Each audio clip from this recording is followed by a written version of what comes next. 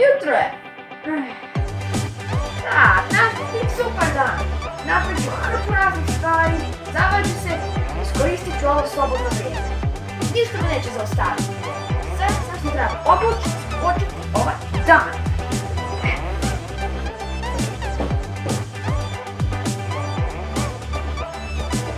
Da vidimo kako je vrijeme.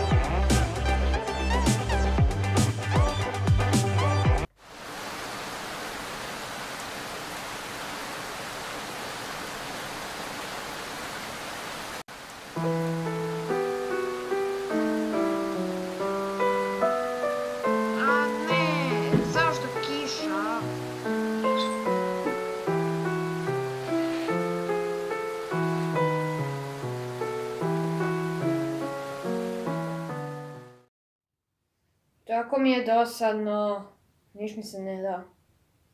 Možda ima nešto na TV-u.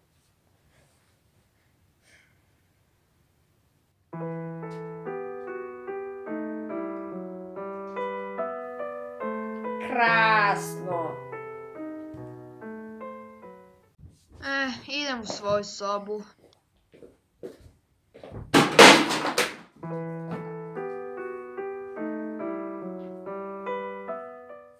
Možda mogu nešto crtat.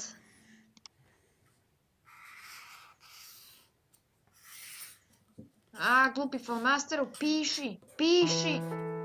Zašto neće pisat frapcu? Glupi flomaster.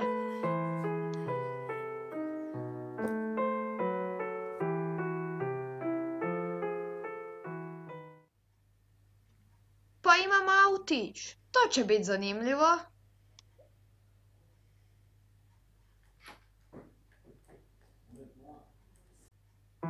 Zašto ne radi?